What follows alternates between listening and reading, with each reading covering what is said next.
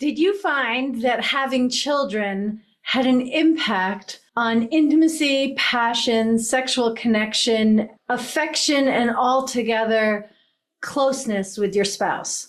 Of course, this question is a joke because the answer always is yes. And often it's a very painful, complicated, ongoing, heart-wrenching yes, because couples don't know how to find their way back to one another after the inclusion of children into a relationship. Recently, my husband Rod and I were interviewed by a couple who has a podcast called Love After Lullabies. And their whole focus is interviewing couples about how they navigated the incredibly complex territory filled with gorgeous moments and landmines, which comes into a marriage after children are born. So Love After Lullabies is a podcast that focuses exclusively on this theme. The hosts are Miranda and Aaron. Miranda is a couples therapist in Oregon. She specializes in helping new or expecting couples maintain their relationship after baby's born. Aaron works in the financial industry and is just a wonderful, clear-thinking person. And the two of them have really awesome discussions with one another and with their guests. So for the rest of this episode of the Intimate Marriage Podcast, I'm going to share the interview that Miranda and Aaron did with Rod and me. In other words, this is an episode that first aired on Love After Lullabies and is now here for you to listen to on the Intimate Marriage Podcast. So here we go. Nice to meet you, Rod and Alexandra. This is Aaron. Hi, Aaron. Hey, thanks for being on today. Yeah, thanks for being on Love After Lullabies. So I was looking up, you guys have been married 28 years, have 4 children. Yep. And you're a relationship and intimacy coach. So you have all the secrets of how to keep that spark alive. Share them. I have many, that is for sure. Great. Tell us more about you guys. Well, I'm a doctor, and we met in medical school when Alexandra was going through her training also. Okay. And now Alexandra doesn't practice medicine in the traditional way. Mm-hmm. And we have 4 children who are 27 to 12. Oh, wow. That's a wide range. Yeah, well, we had 2 very early, actually the first one within the first year of marriage, which coincided with my completing the 3rd year of medical school and then just before my internship. And then we were deep in medical training and then had 2 later. Nice. Yeah. And do you remember what that was like, that transition of becoming parents? Was it, how smooth or rocky was it? You know, it's such an interesting question that I haven't really thought about in our life in a long time. I've thought about it in other people's lives. And I kind of have 3 things to say. One is that I had completed my 3rd year of medical school, as I just said. That meant working 60, 70, 80, 90, sometimes 100 hours a week and working. There are now laws that restrict how long a doctor or medical student can work, but those laws were not passed when we were in training. And so I was used to working 36-hour shifts. And I'm just emphasizing all of that because when Josephine was born, our first, I definitely got a whole lot more sleep than I had been before. Not because she was like some miracle baby who slept 8 hours from the beginning, but if I was awake at night, I could then sleep during the day. And so I just think that part of what is so stressful for so many people when babies are born, just that was not, there were other stressors, but that just fundamental one, I got more sleep when I became a mother than I did in my professional context previously and also afterwards. So that's just one thing about our story. Another thing is that I remember reading in a book years ago about how birth order influences parenting. And both Rod and I are firstborn and strongly identify as firstborn in our families of origin. When you have 2 firstborn people, marry, it actually is helpful for the marriage to have a child sooner rather than later, because we could each be our firstborn. The older sibling.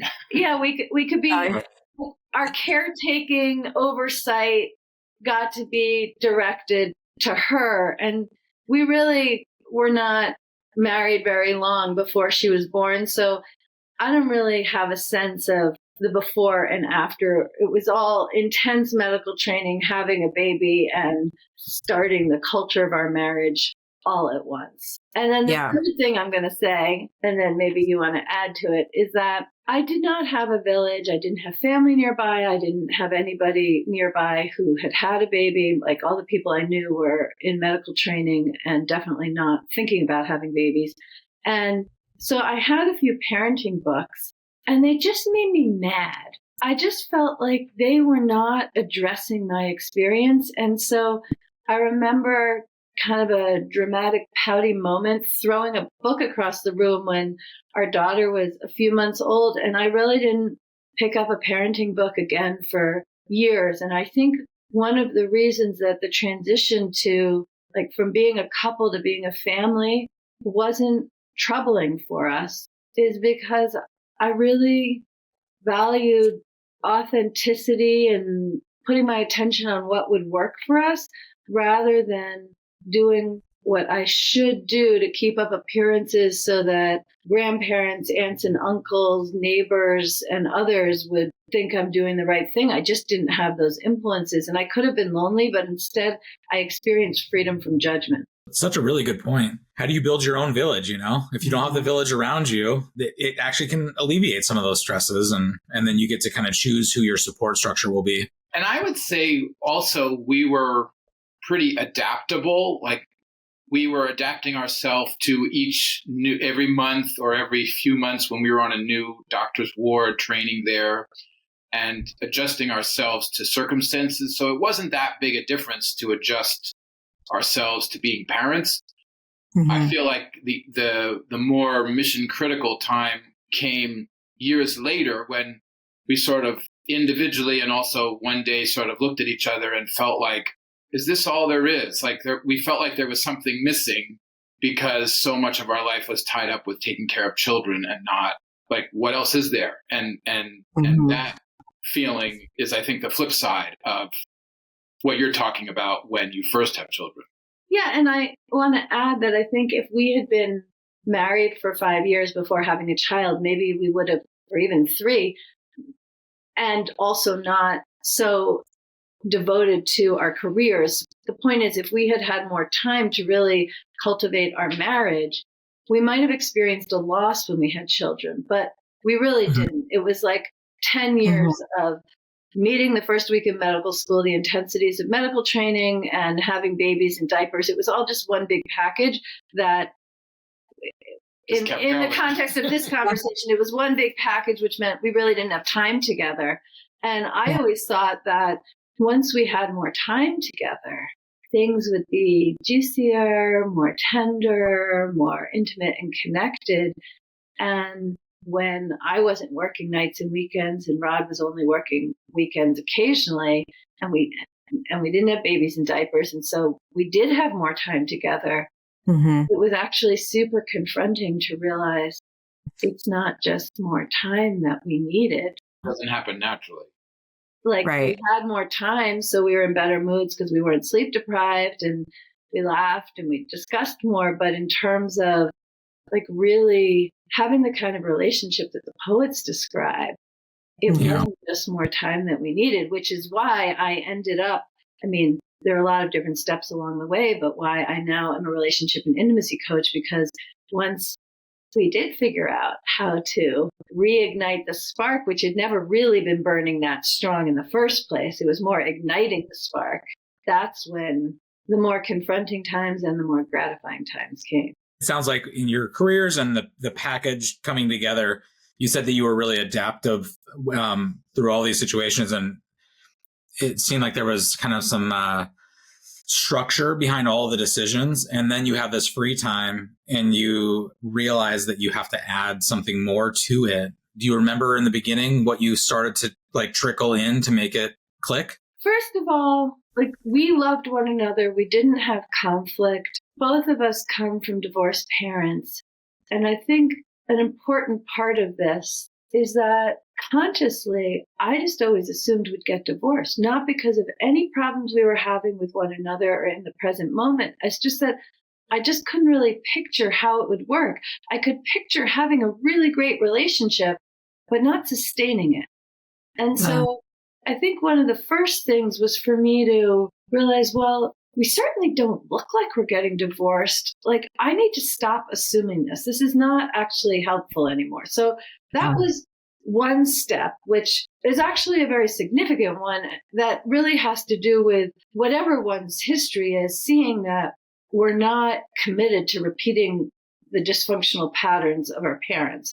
And we can say what we want, but for us to really believe that that's not necessarily going to happen, that takes some time to prove, to like create evidence for myself. So that was the first thing. The second thing was that I realized I really had no idea where to start. And now, not speaking from that position, but from my current position, I'm really clear that having a fantastic relationship is a learnable skill. And so if we don't have really fantastic relationships, it's because we haven't learned how. We haven't had the education. And now going back to that moment, I really had no idea what to do or where to turn, but I certainly knew how to be a good student. So this was when Amazon we were at the time living in rural Kansas with no bookstores anywhere in easy driving distance. And Amazon had just started. It was only selling books. It was at the beginning. So it was still like, okay, I give my credit card. And what if I just, yeah, like Amazon time was probably not even a dream in the think tank. But anyway, I ordered 3 books that none of them were how to ignite the spark 10 years into marriage. But each of them, it was what I could find. And each one was a book that one was an outright memoir and 2 were personal stories of people who'd really like found new erotic experiences and kind of reclaimed their sexual self as well as the rest of them. And I think most of them actually completely changed the trajectory of their lives, which was a little scary to me because it's always been super important to me to have the stability of our marriage. We're from the outside pretty conventional. We don't actually have a white picket fence, but we live in the suburbs. I'm a baseball mom right now, and I didn't want to give up like the stability and go like live on the fringes of society in order to pursue my bliss. That was not appealing. So the question was how to take some of what was in these stories and titrate and calibrate it so that we could integrate it in our own home, in our own bedroom, in our family of 6. So that's where it started. And I think one of the things from those books was learning to actually be a little more real with one another. At the time, I wouldn't have said we were fake, but if you think of like the layers of the earth, we were, very topsoil-ish. Yeah. And it was a journey to feel what was underneath and then express it. And it took, I'd say, approximately speaking, a decade to really get to the molten core. It really was a process of like first becoming aware that we felt a lack and wanted something different, and then just taking some steps, any steps. It doesn't have to be books. I mean, it could, or whatever, so that we're starting to move in a new direction. And then it sort of one thing led to another. And if we went on a date night together, where it was just the 2 of us, all these things started to add to cultivating us and not just taking care of our children. I would say it's a really significant step to, without blame, but with desire and respect, to turn to your spouse and say, I want more, and be able to do that in a way that whatever inadequacy we each might have felt, to prioritize moving forward together.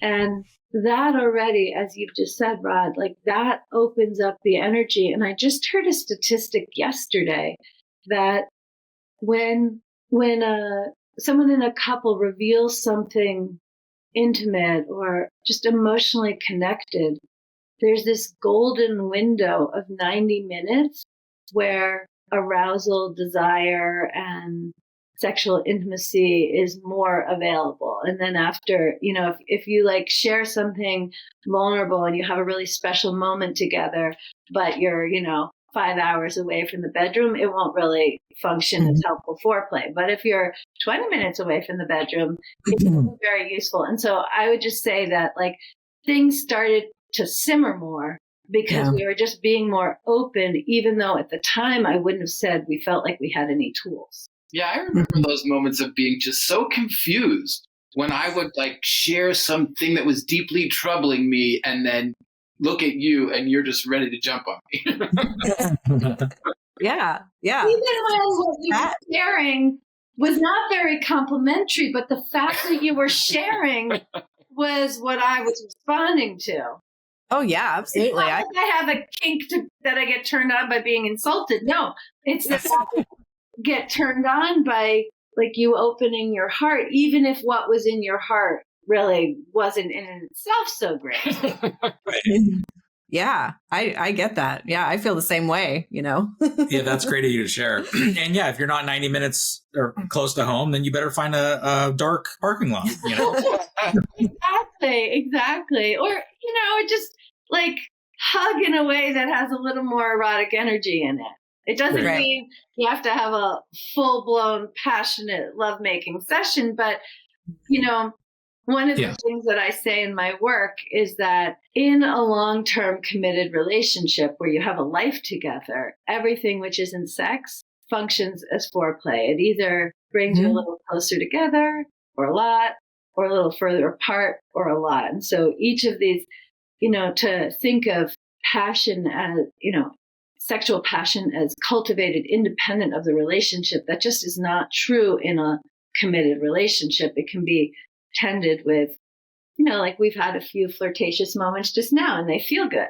Yeah. It's really neat to hear your story and how different it is in the context of what you typically think of in a relationship after becoming parents. It's like you have this intense intimacy, the honeymoon period, and then you have kids and it just kind of falls apart, societal like pressures, family pressures, etc. But for you guys, it was almost the opposite, where you got the opportunity to like intentionally decide this is the type of relationship that I want, and also change your idea or the future. In that, coming from divorced families or parents, you have this assumption, but you got to change, like the goals or the long-term vision for what you wanted, which is really, really fantastic. Empowering. Yeah. And it was really important I think both of us had that fear that, we're going to get divorced. It was really important that we kind of were aware of that, because in that moment of talking together honestly about what wasn't working, it was a great opportunity for it to trigger that fear, and for us to just feel like, this must be her telling me she wants to leave, when actually it was her telling me, I want to be even closer to you. Mm-hmm. Yeah, and I will say that, I wasn't taking notes, so I don't know exactly, but it was at least 6 months from when I had the courage to be real with myself that this was not going to work forever and ever, even though this was fine right now, because there just wasn't enough vitality between us. I mean, sure, I could say sexual, but it's not even just sexual, just like how much aliveness there was between the two of us.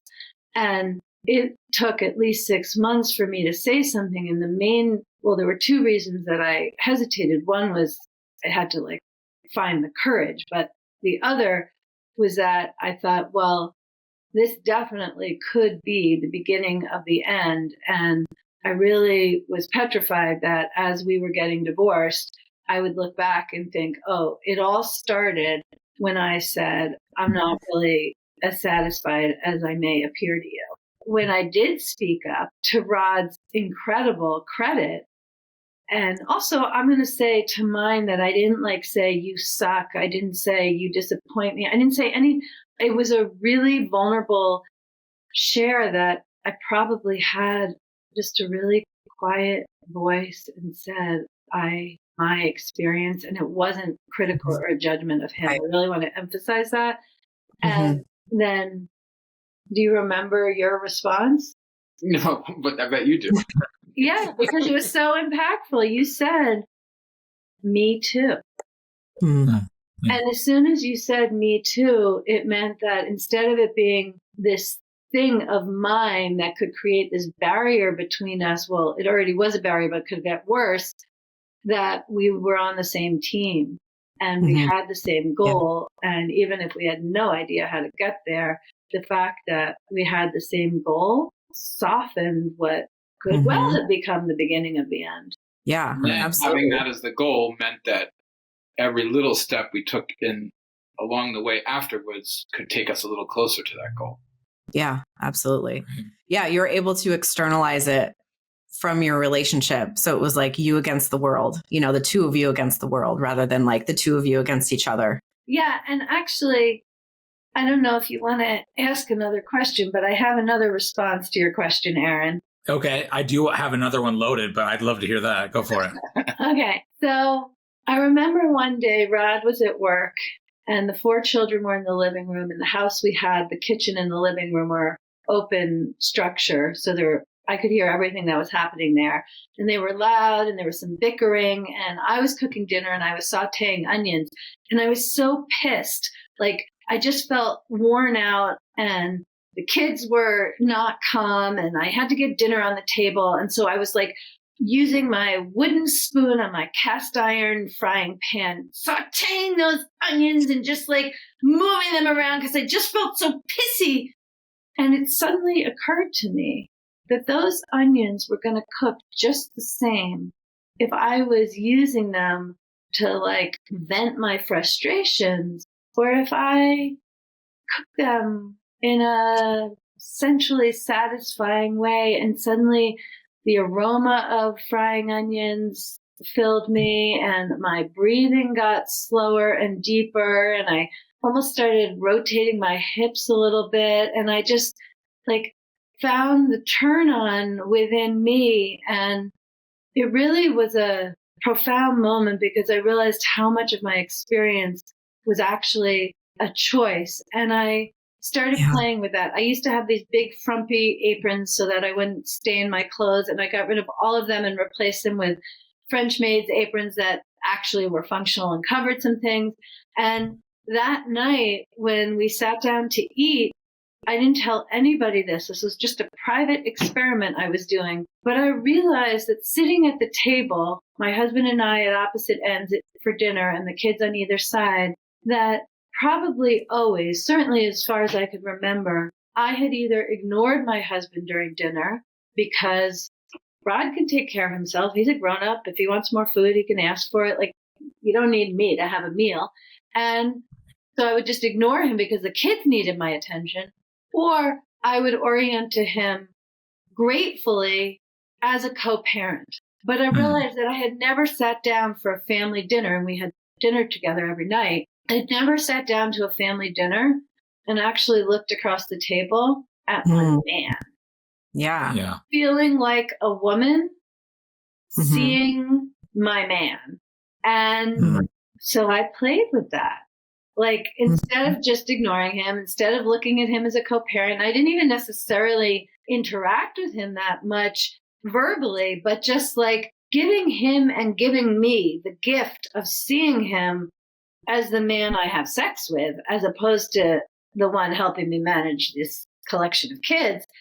And it was actually astonishing because, again, without having told anyone, this was just my own private experiment. You started looking at me in a different way. You asked me questions about my day that felt kind of intimate and not just like logistical information inquiry. And you were so responsive. And I had a kind of a taboo that we shouldn't really feel like husband and wife in front of the children. But part of this was getting through that. And to my complete surprise, the children were calmer too. So this turned out to and be, dinner has never been the same since. that's And thanks to those onions. And it's funny, with you even telling that story, you could see Rod's face light up. Like, it makes him happy just hearing about that experience, right? Exactly. Yes, and actually, I've written a book. It's called Uncompromising Intimacy, and I tell this story in the book. And there's a whole collection of women who saute onions differently after hearing the story. Meanwhile, you guys look out your kitchen window and you have a field of onions. Oh, thank you for sharing that story. That's a great story. Yeah. And it is about mindset. It is about like resetting. You could sit there and like be upset that your kids aren't eating their food, or like you're throwing all your attention to there. But if if you choose to put it somewhere else, you have a whole different experience. And I mean, it's the energy too. It's contagious, right? You pick up on people's energy everywhere you go. And especially in the family, in our situation, like we can tell when one of us is feeling kind of salty, and that just spreads to the kids. And it's so intentionally changing that. That's a beautiful moment for sure. I do have one more question that actually goes with that really well. So you guys started building your intimacy and connection after kids and started to really build on that.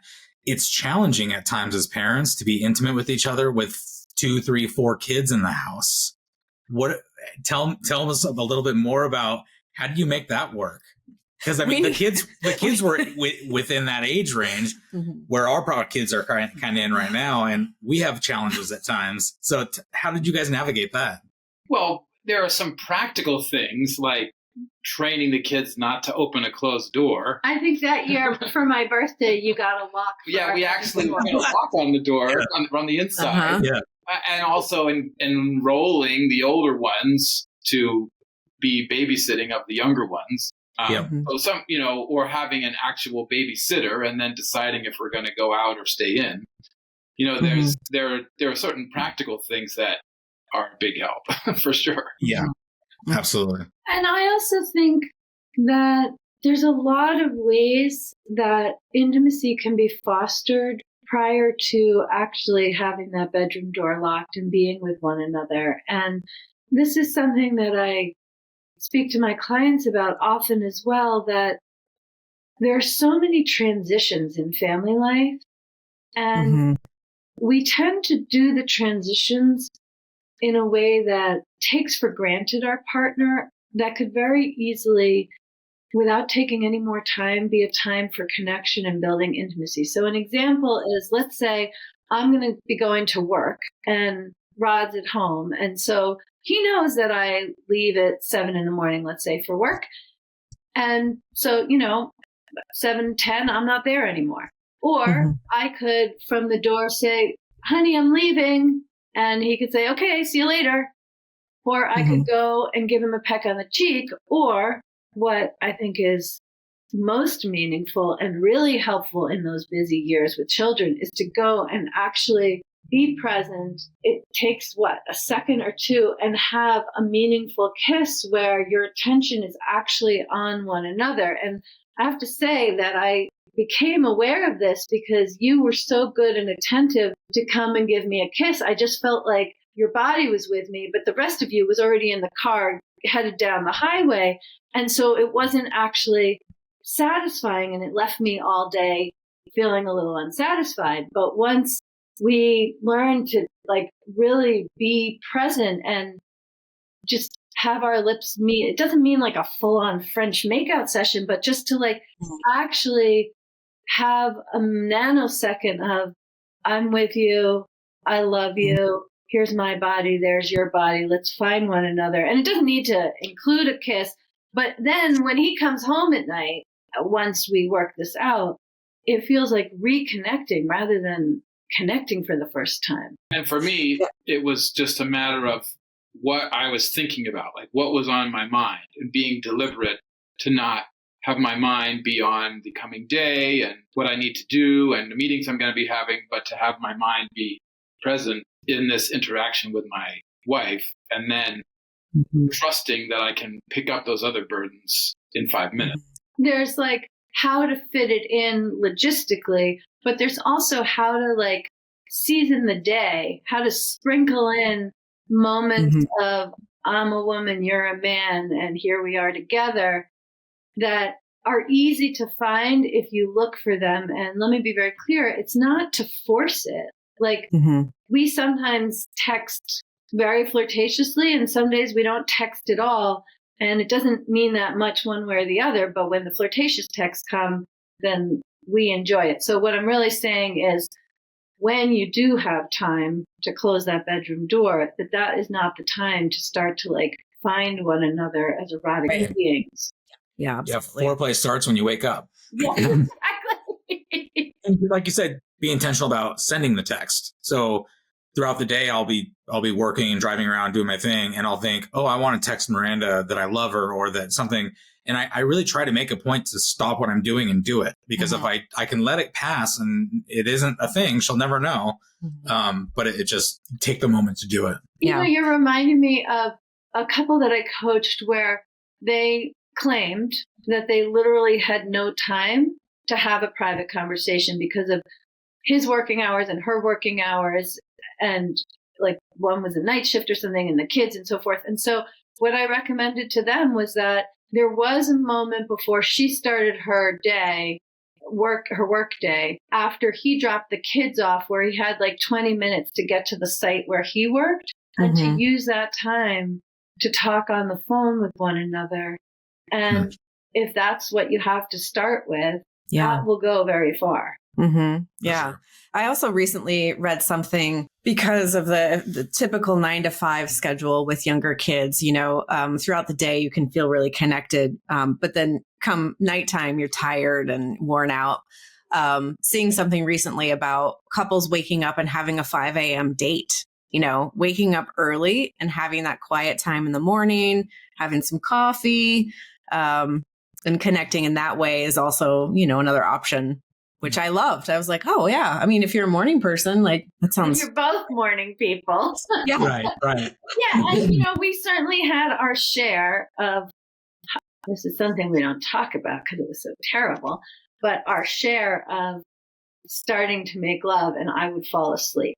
I wouldn't know, obviously, until the next morning when Rod would be so angry and hurt and rejected and resentful. And it was really complicated because sure, I could change my mindset, but I couldn't help falling asleep. We had many years of a lot of trying to find, you know, when is the time that we can be together? If we can't be together in the evening and we can't be together during the day, and you know, maybe we can't wake up at 5 a.m. Maybe it's, you know, sleep for 2 hours and then wake up for a half hour together, like whatever. You have to find it somewhere in there if you're creative. You can. Yeah, we definitely tried a lot of things along those lines. And I think something else, which I have to say you've really been brilliant about, and I say that because you had to learn it, but you learned it well.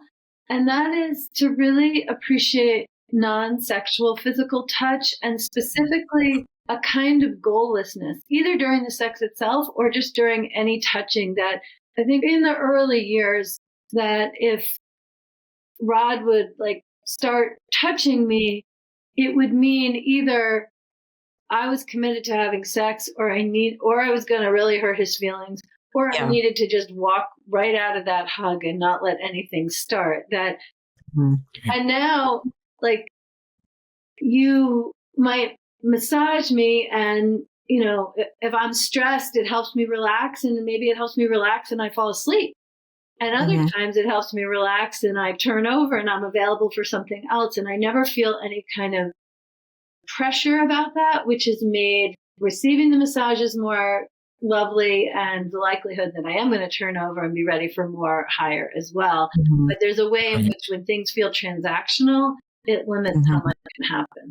Yeah, absolutely. That's something I tell quite a few of my couples who struggle with intimacy in that exact same situation where it's like, I avoid my partner because I know if he touches me, he just wants sex. And so I will tell them like, all right, for the next 2 weeks, sex is off the table. And that way it opens up the other person to be able to accept any sort of physical touch without the expectation that they need to perform or, have sex with their partner. And it really opens up so much more energy and allows more of that, as you're saying, like allows more to, like, who knows where it's going to go. Percolate. Well, yeah, I mean, it takes sex off the table. So we're just going to be touching each other and just intentionally being with each other without having to have this forced interaction later. Well, and the other aspect of that to discover in the exercise you're describing is the thing that's pleasurable about that actual contact or that actual touch, as opposed to just treating it like something that's leading somewhere else. I at least notice I miss out on the fun and enjoyment of my hand touching her shoulder. Right. Yeah. Yeah, that's so funny that you were going to say that, because what I was going to say is that it's an opportunity to get to know one another's bodies more, which certainly is then beneficial when there's time for more or interest in more. I'll say, and another thing which I discovered personally, but now there's a lot of data about this too, that we tend to think that the proper order of things, the only authentic order is desire and then arousal and then sex, and arousal being like desire being something that starts in the heart, in the mind, or in my body, but arousal being more of like the secretions and what's happening physically and the genital response and nipples getting hard and that sort of thing. And in fact, it's totally fine if some of the time arousal precedes desire. And I think this is really important, especially for women with children, to understand that you don't have to like feel in the mood in order to start. If you know that there's certain ways of touching and being touched that are going to really open up the desire, then it's okay if you don't really feel it, but intellectually you decide you want it, and you start with physical arousal, and then the desire will follow. Yeah, that's a good point for sure. Well, tell us about your work and what you do and how people can find you and all of that good stuff. Okay, well, I don't usually, but I'm going to start by mentioning my podcast, the Intimate Marriage Podcast, because just before this conversation, Rod and I recorded a session for the Intimate Marriage Podcast, which is my podcast. I do many solo episodes and I interview other people, but with regularity, Rod comes in and joins me and we have conversations of this sort. And otherwise, you can find me at alexandrastockwell.com. From there are all the links to my social media. I'm very active. And also you can download the first chapter of my book, Uncompromising Intimacy, which is just filled with ways to connect more deeply with your beloved partner, even if you don't feel so beloved when you start reading the book. And that's where also my online course, The Aligned and Hot Marriage, and you can contact me for private coaching as well. Nice. And I see that you guys have done retreats. Yes. Well, this is so exciting with another couple. She's a relationship coach and he is a pediatric radiation oncologist and real estate investor. And so the two of them and the two of us are facilitating Honeymoon 2.0 in Maui in October of this year, 2024. It's a luxury retreat at the Four Seasons in paradise and an opportunity to, Honeymoon 2.0 says it all. And I think everyone feels like they know how to go on honeymoon, the first honeymoon, but exactly the question that you've been asking in this entire conversation, like, how do we go on a honeymoon 2.0? And we can't wait to show the way. Yeah, really facilitating the kind of transition that we've been talking about today, turning back towards each other once you have children in a more compressed way. Yeah, and just arranging to be there has been opening up so much for the couples who've made that who've already enrolled. Like just having that plan in place, things have gotten a lot juicier. And yes, this is the sort of thing that anyone who is at that retreat, it's a relatively small number of couples. I'm sure that every one of those couples in the years to come will look back at Honeymoon 2.0 and say, that was the time when everything moved in the direction we really wanted to go. Honeymoon 1.0 was in Lahaina there in Maui. So yeah, that's great. Yeah, nice. Well, this has been fantastic talking with you guys. I really enjoyed this and it went by way too fast. Yeah. Really a pleasure talking with the two of you. You have Absolutely. such a nice interview style. Oh, thank you. Yeah.